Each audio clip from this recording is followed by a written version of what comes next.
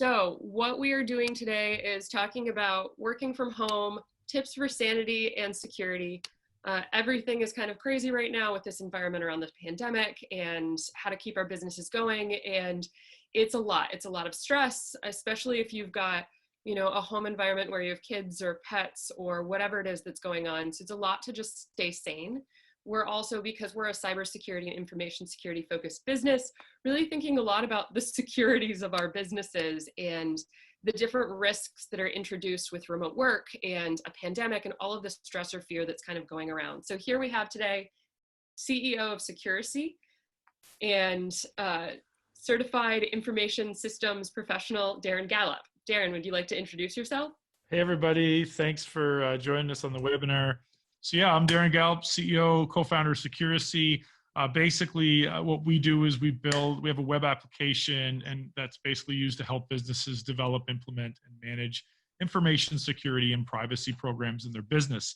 And a big part of that is actually around business continuity, work from home, navigating adverse situations and stuff like that. I'm a serial entrepreneur, so I've been doing this kind of stuff for about 20 years. Also a certified information systems security professional, very long certification name there. And so basically, like, my background, I have a lot of experience working in high intensity, unstable environments, basically remotely managing critical infrastructure.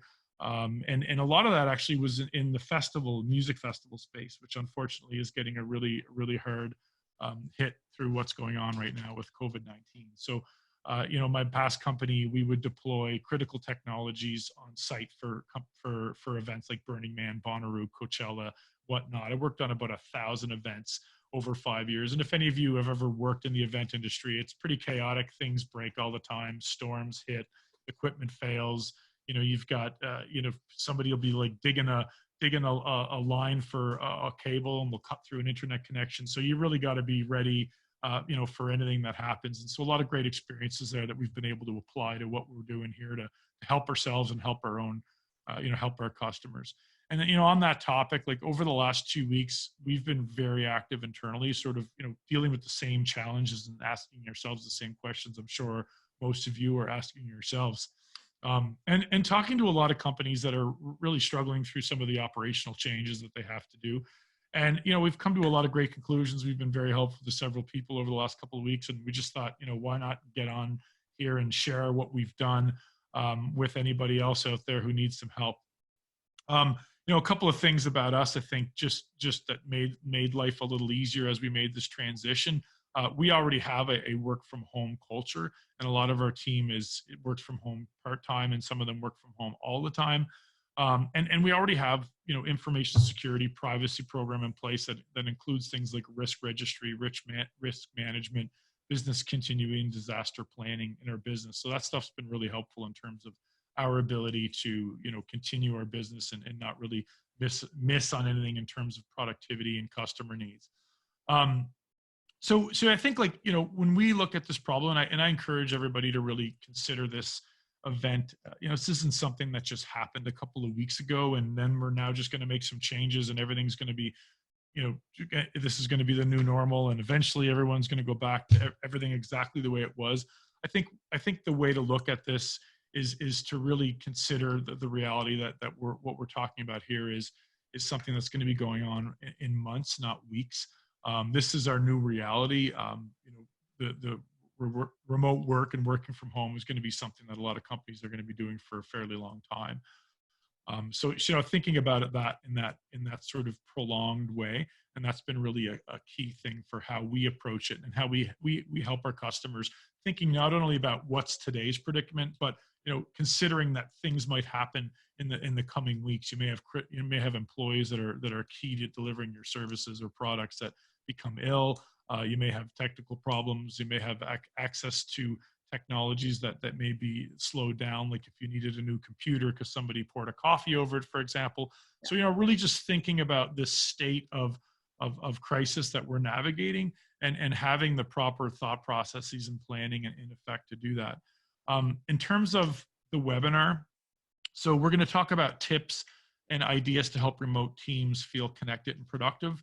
We're We're also going to talk a little bit about sort of some of the new security risks or the enhanced security risks that we're seeing, during this COVID-19 pandemic. And then at the end, any questions anybody has, I'd love to, make it interactive and be able to address any questions you may have. Yeah. In terms of That this, note, Darren, and for all the attendees, if you have any questions, feel free to drop them into the chat or the Q&A, and I'm gonna keep track of all those questions and try and make sure that we can get through everyone's questions, so this can be as useful to you and your business, and we can get around to the topics that you're really caring about or being challenged by right now. awesome. Thanks for that, Shannon. We do have more webinars coming up later this week. On the 2nd, we're going to do crisis management, business continuity for small businesses and startups. And that's an area that we'll say dive a little deeper into that. And then next week, we have one on companies that are like operating within compliance requirements. So if you are a company that has mandatory requirement for GDPR, for example, or say NIST or ISO or something like that, and you have customers that require you to do that, or just for the regulatory reasons you're required, we're going to dive a little deeper on how companies can get into that. And so, I'm just going to jump right in. I don't want to spend too much time preaching. Everybody, I also want to hear what I can do to really help you with some of the challenges you're ahead right now. So I've put together 6 tips, high level ideas on how you can help remote teams feel connected and productive. The first point that I'd like to bring up is leadership. As leadership in a company, whether you're a department leader or the CEO or president of a company, this is really where an example of a time when key leadership is critical. And I think what that means is really making sure that you're attacking this plan very clearly, and creating clarity in your company and making sure you're communicating what's going on in your company. That's a really big point. So the second one there would be making sure each employee has what they need to be productive and comfortable. So one of the first things we did, we sent our employees home 2 weeks ago, just because we were able to operate so freely, from a work from home environment. We sent people home a little earlier before the notices and stuff were mandating it. The first thing we did is we scheduled an opportunity for everybody to come into the office and take out anything that they need or want, that's going to make them more comfortable. So we had people that took desks, we had people that took chairs, a mouse, a keyboard, anything really that's going to help us. We're not using our office right now until further notice. So why not deploy that technology? And for those who weren't able to make the trek, we made sure that somebody would go around and deliver anything. And then once everybody got set up, we made sure that the department heads in each department had the opportunity to talk one-on-one with their employees. Like sometimes when you reach out and say like, hey, does anybody need anything? People know that, leadership is really busy and there's a lot going on. And so some people aren't going to be necessarily that transparent in terms of what could help them be more comfortable at home. So having that one-on-one conversation, being really like, how's your chair? I mean, that literally happened to us the other day. We asked everybody if they need anything, nobody needed anything. And I, talking to somebody one-on-one, I was like, how's your chair? And they're like, well, actually my chair really sucks, but I know you guys are really busy. And it's like, well, no, that's fine, because somebody's actually going to the office tomorrow to get something and they're going to be driving by your home. So why don't we get you set up with a better chair? So, having that reach out and just make sure people have a good work environment, and be cognizant, like everybody's home life is different. Some people have a lot of space. They may have their own dedicated office. Some people might be like, stuck in the corner of their bedroom. And they may have 3 kids at home. I was talking to one person that had a bird, a cat, a dog, and 5 kids. I only have myself and my wife and 2 cats. So, obviously, that productivity and comfort is a little more simple there than having all that responsibility. But, having those conversations one-on-one with your team is going to be really helpful in making them know that you're thinking about them and helping you just realize, is there anything we can be doing to help people out? The number 3, once we made sure everyone was comfortable and we sort of, had our leadership teams articulate what we were doing and how we were going to be managing things through this, we took a real deep dive and a quick deep dive to reevaluate operations. So what I'm talking about there is things like your meeting schedule, your management processes, reporting, all of those types of things. If especially if you're a company that this is a big transition, you're generally all working together in the same place.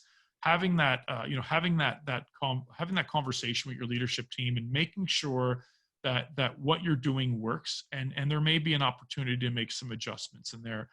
We actually added some more fun time. So we used to be more like, start that startup, dive right in, get right into business. But now we're spending a few minutes just allowing everybody to have a little bit of social conversation, because obviously we're not having lunch together at the office or hanging out by the water cooler during our breaks. So, doing some of that kind of stuff is really great. We also had Shannon actually did a webinar last week for the team on gardening.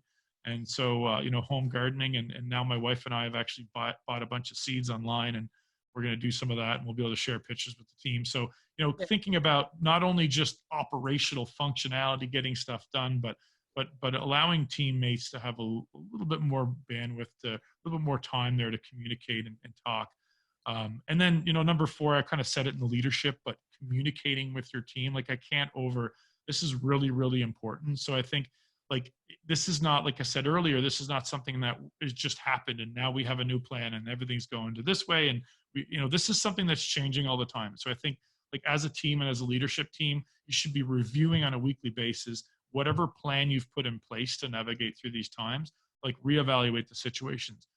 Has anything changed that makes us have to modify this plan? And really just think about that, talk that through, and then when there's changes made, communicate that very clearly with the team. Either as in a central address, or if you do an internal newsletter, or if you're a smaller team, you do more one-on-one things. Just make sure you have a way that you can create clarity and update people all the time. Number 5 is employee feedback. And this is sort of one I'm actually just thinking about now that we're really settled into being at home, and we've made some optimizational tweaks in how we operate.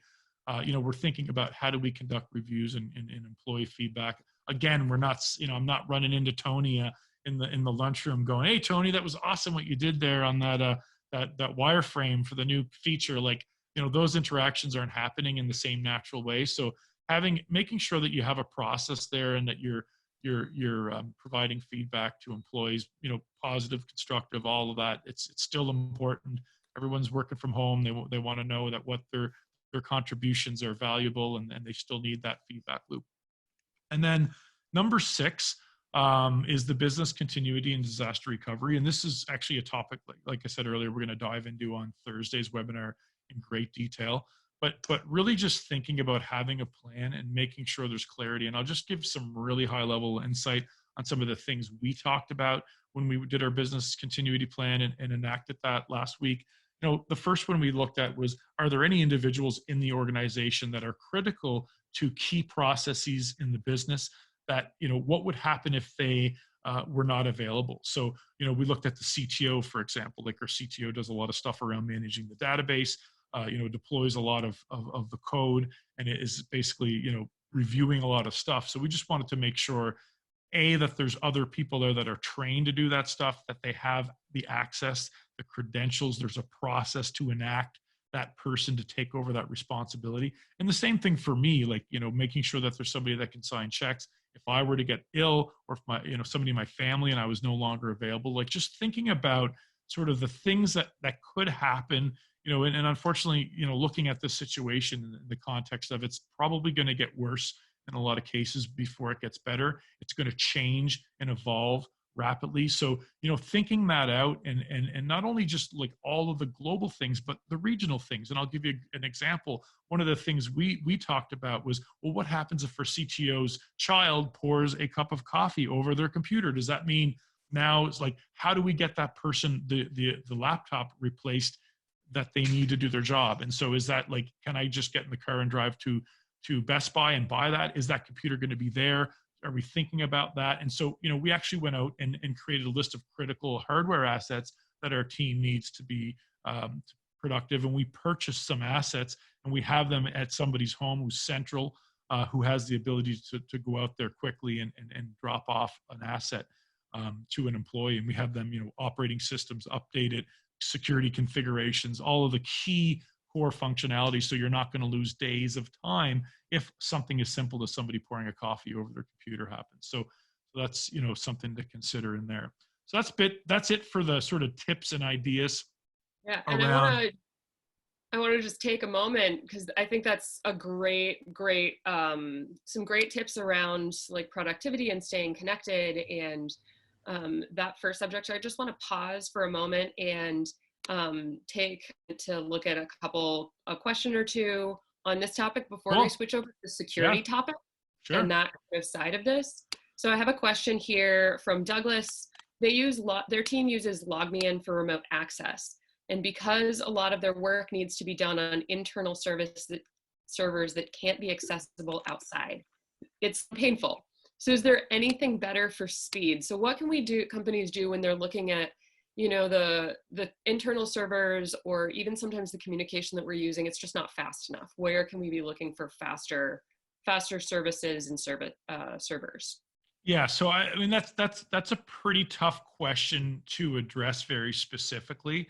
Obviously, like in our situation, for example, we have no local servers in our business. So our office is basically a place where people go to get on the Wi-Fi and hang out and sit at desks and work. But all of our infrastructure and tools and services are all web applications. So that obviously simplifies things for companies that are in that position.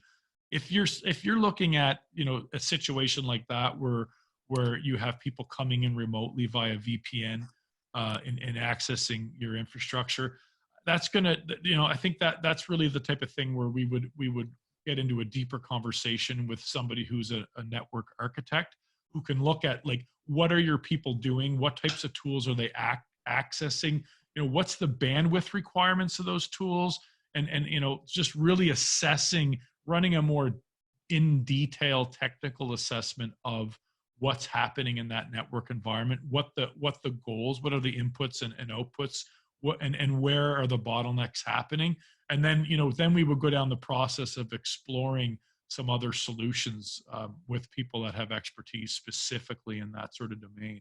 So I certainly feel your pain, Doug. It's being cloud-based has its pros and cons. Right now, it's obviously a pretty strong pro for companies that are sort of, working out of home and just working remotely and not in the office space. If you had it, if there's anything I can do, like if you wanted to jump on a call or something and dive deeper, we do have some people on the team that certainly have expertise that we could probably look at your situation and dig a little deeper and at least see what can be done in the short term to help you out there. Yeah, we'll do some. If you have questions that don't get answered during this webinar, or you want to go deeper into something, definitely reach out to our team. For our customers, for users, we're doing whatever we can to offer the resources that we have available and the advice that we can share on how to address some of the situations that folks are dealing with. So switching over to this topic of security, Darren. So what can folks be really looking at as far as trying to figure out, so all of our teams are remote, how does this increase our security risks, and especially the higher risks that we're seeing during this pandemic situation? Right. So I'll talk a little bit about the increased risk. So there's a couple of things that are happening here that together form a perfect storm. So the first one is you have to think like cyber criminals, for the most part, are doing what they do because they make money to do that. Now, you have to also consider that if you look around the world, there's all kinds of people that had work that may not have work anymore. So you have a situation where people have, there's economic uncertainty and people are afraid, about their finances. So that certainly is a motivator. And we live in a world now today where you don't really need to be that technical to become a good hacker.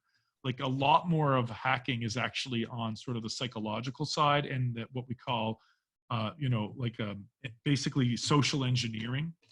And that's what's the techniques that are used when somebody sends you an email and they're trying to pretend they call you and pretend they're the Canada Revenue Agency or something like that. And there's we have that one we just got yeah, we just got one. Me. I had an email that came into my inbox. It got marked as spam, and I immediately went, this looks super weird. It was claiming to be from Darren Gallop, my boss. And I was like, he would never write an email quite like this. And it wanted to get my cell phone number. Yeah, super fishy. Yeah. And so, yeah, I mean, there's a high motivation for the hackers that are active hackers to, to be active and continue what they're doing. But there's also a whole lot of people that also have financial pressures that are, are likely converting over to resorting to hacking. And like I say, you can go on the dark web and access a lot of very high quality free tools or very affordable tools.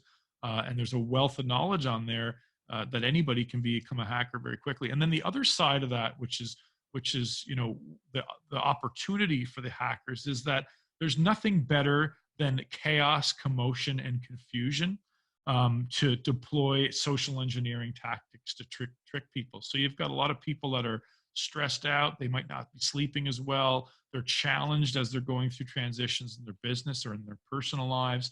And so all of this chaos and commotion, creates a really good opportunity for people to be less diligent and to make more, be sloppy and make errors. So the combination of the need to secure one's finances and the opportunity through what's going on is, we're just seeing it already. I was talking to somebody like a week ago, and at that time they were reporting, this is one of these companies that like monitors the threat landscape, and they had counted over 80 websites that were specific to COVID-19 that were constructed to basically trick people and conduct acts of fraud and whatnot. So that's that's the other thing.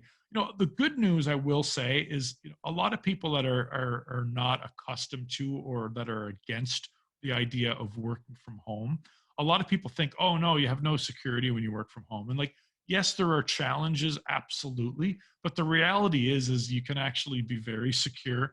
You can run your company in a very secure way working from home. And on a high level, sort of break out like 5 sort of key steps. And again, we're gonna, like, if any of these topics are of interest to people, we're always looking for more stuff, because we're going to be doing a lot more in-depth things. So we'll look at going a little deeper on sort of the home network security and how you can actually build that out in your host. But the key things are like having a secure home network is a very important one.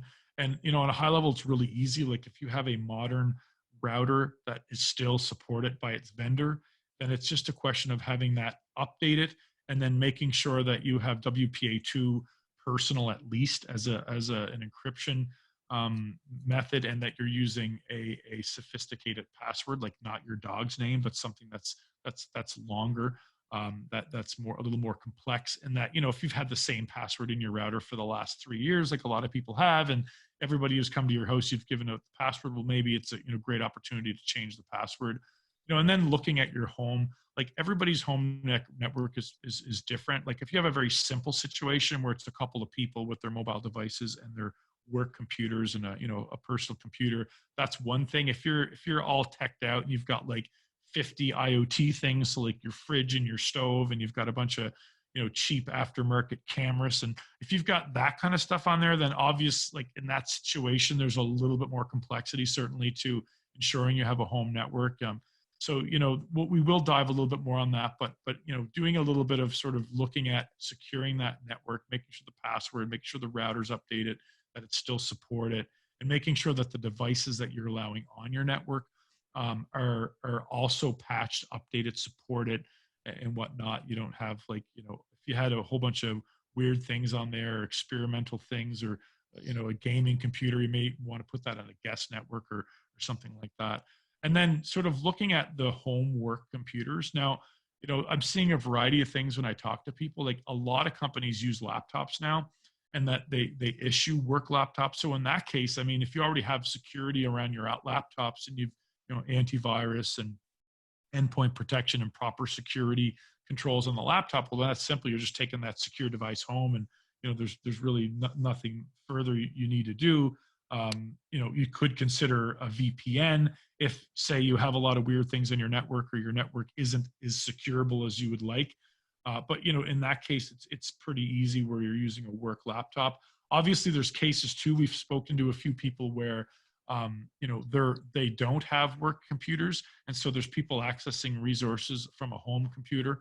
I'm not a huge fan of that, just basically because if there's a home computer and multiple people are using it, and it's not following any security protocols, and there certainly is, a next level of threat there, or risk, or vulnerability that exists, there are things you can do to secure a home computer, and we'll share some more content in the upcoming webinars to dive deeper in that as well. Then the other one is educating employees about COVID-19 infosec threat landscape. So all the stuff we're talking about, like why there's more hackers and what those hacks are, it's important that your employees know that. And I think like one of the key things when you're talking about messaging your employees on something like this is like keeping in mind all the time when you're communicating with your team is that people are dealing with various levels of stress. And again, like my friend with the bird and the cat and the dog and the 5 kids is probably a little more stressed out than I am with my wife and my 2 cats here in our home. So just like being aware of that, like sometimes we're asking a lot of people right now, and they're going through tough times. And one of the things I found to be really, really effective as well is like, everything you're telling your employees about how to make their home network more secure, how to make their computers more secure, how to be aware of what's going on in COVID-19. You don't have to make that entirely in the context of protecting your company, because all the same techniques and same things and same awareness is applicable to protecting your Facebook account, or protecting your children, or protecting your own personal information. So, you can really present this stuff in helping them make themselves more secure, because like we're looking at all these threats that are coming up that are specifically targeted around COVID-19. They're not all commercial. They're not all focused on businesses. A lot of them, in fact, are focused on individuals. So, you can really sort of help people help themselves. And in turn, by them making their home and their family and their own network more secure, they're in fact upping your security game at the same time. And then number 4 is educating employees on BCDR. BCDR is business continuity and disaster recovery, and it's basically the language that we utilize in the cybersecurity world to talk about having plans to ensure that you can respond quickly and effectively, that the right roles and responsibilities and skill sets are there to respond to whatever disasters are imminent or could come up as you navigate a crisis such as this one. And then the business continuity side is the things I was talking about before, like making sure there's a process for if I get sick or my CTO, and making sure there's considerations for if there's hardware failures, that we have access to the tools so that we can continue to sell. Our sales team can sell, our marketing team can market, our success team can still deliver customers, our application can be still accessible to the customers that respond to it. So once you have a business continuity and disaster recovery plan, and as you're putting that in play, it's important that the employees know that it exists, they understand it from a high level, and certainly on a deeper level, they're aware of their own responsibilities, if any, in that plan. And then the final piece is test, update, tweak, deploy. So, and I would say this from a security perspective, but I would always say that I would even continue that and expand that back to the tips and ideas to help your team feel more connected and productive. So, evaluating at the end of the week, testing things to make sure that they're working, making updates, tweak those updates, and deploy. So, from a team perspective, we just did a sprint this week. We changed a few things to accommodate sort of, the changes in our work environment. And then we have a meeting already planned for Friday to go through, okay, what worked this week, what didn't, what can we do to make this better? And then we'll deploy that, we'll do our next week's sprint, and we'll do it with those updates. And on the security side, we'll do some tests as well. Like we already do regular testing. So we do vulnerability management testing on our devices. We do testing on our application regularly, real time, all the time. And we do pen testing on a very regular basis. So, anytime you make a change to accommodate changes in your business, you should make sure you test and validate that you're not introducing new vulnerabilities or new security leaks, either in your team, in your process, or in the technologies that it's built on. So that's all that I've got in terms of really just sort of on a high level talking about the connection productivity, and like just really exploring on a high level the things you should be thinking about to make sure that everyone's secure. So we'll move on to questions if anybody has anything they'd like to ask. Awesome. Yeah. So start, if you've got new questions, drop those into the Q&A here or into the chat, and I will get around to those. I want to start off here. I've got a question. There's a lot of advice going around. There's a lot of things. And the question here is, so teams are feeling stressed and overwhelmed. Where does a company start and what can managers do first? Yeah, so that's a great question, and it's not always exactly the same with every company. So, and I'll give you some examples. Like in the last week, I've talked to a company that's gone into hibernation. So in their case, by hibernation, I mean they can't actually do their core business functionality. So they're not a web app. They have a storefront, and all of their interactions are face value. So they have to think about different things than a company that's operating, but now everybody's working from home.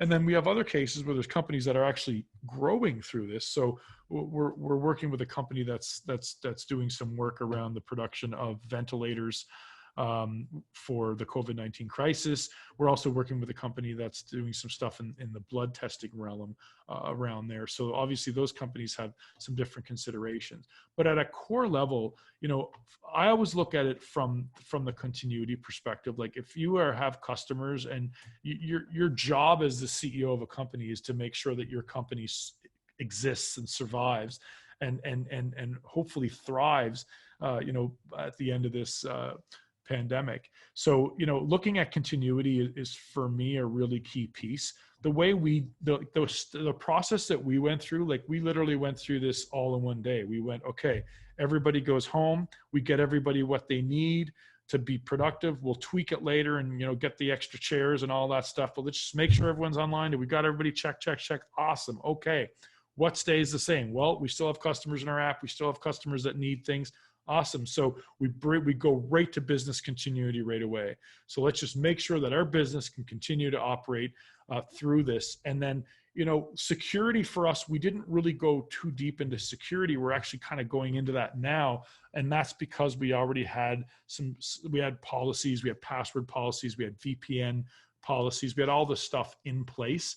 But I think continuity is key. You can do that really quickly. It's not like you have to build the perfect continuity plan. You can cover the key things that you're aware of right now, move to the next step. Okay, what's the high level security? Is there any really key, thinking about it from risk, right? Like, has this change introduced a risk that could kill your business or have a massive negative effect on your business?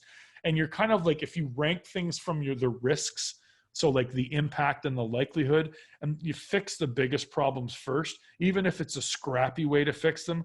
In an ideal world, we're going to deploy endpoint protection that's centrally managed and all computers are going to be blah, blah, blah. That's great. But if you don't have that, just make sure here's the 5 things you need to do to those computers right now to make sure that they're not going to be breached. And get a couple of key things in play. I realize this is a little more challenging when you don't have process and you don't have that in there. So it's, there's not a silver bullet answer there, but really thinking about having that conversation, our leadership team sat down on the phone. We were what are all the crappy things that can happen to us right now? What has this situation changed that is there something we're exposed to today that we weren't exposed to yesterday? And let's move quickly through that. So you're kind of it's funny, last week by the time we shared the whole plan with our team, there was a good portion of the plan that was already implemented. So it's kind of a little bit against conventional knowledge where you build a plan, we review it, we make it pretty, we share it to everybody, we do a presentation. In a moment of crisis, you're going through your plan, oh shit, I need to do that right now. Right. So you're stopping you're planning and implementing criticalities as you're going through it. Now, luckily we're at the point now where we're actually going through and we're in optimization mode and tweaking and, sort of how do we treat this as the new norm? We're through our initial sort of crisis reaction and we've deployed the key security and the key continuity and the key comfort and productivity across the business. But think about that. What do you need? Maybe you don't need to sell for 3 days, but your app needs to work and your customer success needs to be deployed to the customers you have. So sales, you're going to help us help customer success for, until that gets functional and we're sure that we're confident there, and then moving. So that prioritization and ranking, because you can't do everything at once and you can only do so many 15 or 16 hour days in a row before your brain will go to mush. Yeah. So here's another question. So this is a massive shift in the business environment, and for a lot of companies, a lot of things like they did for our company changed nearly overnight. So how do we check our company for new vulnerabilities and risks and assess the weaknesses that are now introduced? Yeah. So there's a couple of ways, and again, this does it matters what your company is, what the critical assets are, what type of information, what's the level of confidentiality, and what sorts of tools that data is deployed through. So there's not a silver bullet for this either, but basically the practice that we engage in the information security world is we use the risk assessment approach. So we look at the business, we basically take an inventory of the assets. And when I say an asset, like your server's an asset, your customer data is an asset, your people are assets, right? And looking at those assets, we look at, what are the threats to those assets and what would the impact be to our business if those assets were compromised. And that really sets the tone in terms of prioritization and understanding of where vulnerabilities. Now, there's obviously, this is something that anybody can do. You don't need to be a cybersecurity professional. The one caveat I will add, though, is that like sometimes it can be very helpful to have people that understand the security world and understand the threat landscape and the solutions in a way that you can tighten up, like close vulnerabilities in order to understand. So I've seen cases where companies go through, do their own risk assessment, and they're able to, they really understand their business. They know their assets there. They're great understanding of the negative outcomes if the asset was compromised. But they don't necessarily understand the threat landscape. So they think, well, oh, this is okay. Like I was talking to a company like, oh, my app is fine because we're in AWS. And I was like, whoa, whoa, whoa, whoa, stop. What the hell does that mean? Like AWS is not a security company. AWS is a hosting company. They're a hosting company with great security protocols. They make sure that people can't break into their building and steal the physical hard drives, or that their network internally, from an administrative perspective, can't be compromised. And they have continuity plans, generators, et cetera, et cetera, et cetera. And they're SOC certified and ISO certified. But you own you control your instance. So they are not monitoring to see if you're practicing good coding practices. They're not pen testing your application to make sure that a hacker can't get through it. They're not doing any of that stuff. So if you're not doing that, AWS is probably going to manage to stay up during all of what's going on. But they're not doing anything to make sure that hackers can't go into your application and compromise it in some way, right? So you really have to look at those critical assets and make sure, and it often does make sense to get some advice from somebody who understands the threat landscape of those specific assets. Yeah.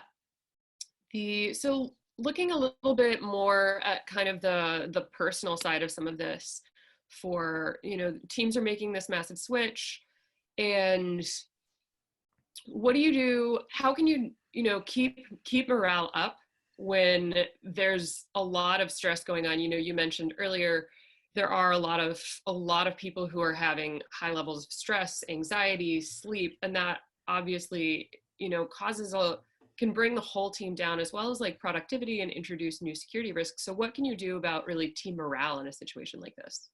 Yeah, so I mean, the leadership and the communication are absolutely key, but productivity is really important as well. Like people are happy when they are productive, when they feel that they're productive, when they have clarity on what they're doing and how that impacts the overall goals of the team. And if they know what's happening and they know how they're doing and they know how the whole project or the whole company's moving along, that's very helpful. Now, obviously, if your company's in a really tough position and you're not looking strong through this, that's going to introduce additional stresses. The key thing is you just have to be honest and open and communicative with people. And I think like on the other side of that, I think it does make sense to have like the lunch and learn that you did last week, Shannon, where, it's about gardening, because, and like certainly those things aren't mandatory because, some people may have time for that. Some people might not, but I think having some social interaction while everybody's locked in their homes is helpful. I think there's so much out there, and it's good to encourage people to do things like have a routine and brush your teeth. Don't forget to brush your teeth, because Like if your routine was you got up and you had a shower and you brushed your teeth, you jammed back breakfast and you got in the car and you drove to work. Like I know myself, I think I was 3 days in. I was like, I don't know if I had a shower this week yet. And I was like, Jesus, I've been wearing these jogging pants. Like, so start like, okay, let's start like modifying, making sure go outside. Like if you can, I have a little deck here. I go outside and try to take a 30-minute break every day and just get a little bit of fresh air, try to exercise. I mean, there's all kinds, there's no shortage of resources of people trying to help online. And there's, great exercise routines, like keep moving, get some sunlight, eat well, rest. Like these things are so critical when you're going through stressful times. So, again, everybody's responsible for themselves, but as a leader, you can communicate the importance of that and let people know that, remind people that you're doing it too, right? Like you don't expect everybody to, you don't want everybody to burn out just to survive, make sure the company survives. You need people, like I say, this isn't a crisis that's over next week. You need people to be like, this is long-term productivity in this environment. This is not like, be different. When I used to work in the festival world, we'd work like, we wouldn't sleep for 4 or 5 days as a festival was launching. And it worked because then you could go into a coma afterwards. Well, there's no time for coma after this. So we really do need to, have good practice and good health and promote that and as through our leadership and communication in the company. Yeah. And for, I work full-time remote from Boston and the rest of our team is up in Nova Scotia. And we do a twice weekly coffee chat with our first thing in the morning with our sales and marketing team. And that's super, super helpful for us to stay really just kind of socializing, have that time to chat about how are things going in an unstructured way. And I feel like that time has become even more critical right now because we all have a lot on our minds. It doesn't fit into the meetings. And, you need that. We've needed that time to say, hey, how are you doing today? What's really going on? How are you feeling? And make sure, we can address things as they come up. So we have just another couple of minutes here. So if anyone has any final questions, we're almost through the questions. So feel free to drop those into the chat or the Q&A. And we'll be happy to answer those. And here's a security question, Darren. So for kind of on the B2B side, for companies that are really trying to still do business for other businesses, how does this change the way that enterprise companies in particular are assessing the risk situation with their vendors? Yeah, I mean, I kind think of a more in-depth question. But. Yeah, no, it's a great question though. So the first part to that I would say is like, I can tell you firsthand that enterprise organizations are all sort of a little shell-shocked, and their risk departments are shell-shocked with how they deal with that. So they haven't all necessarily figured that out. And I think each company has sort of a different like sophistication or velocity at which they're responding. But keep in mind that all these enterprise companies, they're dealing not only their vendors, that's the least of their concern, really. They've just sent, most of them have sent all or most of their employees home. So a lot of these companies are traditional large beasts that don't really have a very strong work from home type model in their business.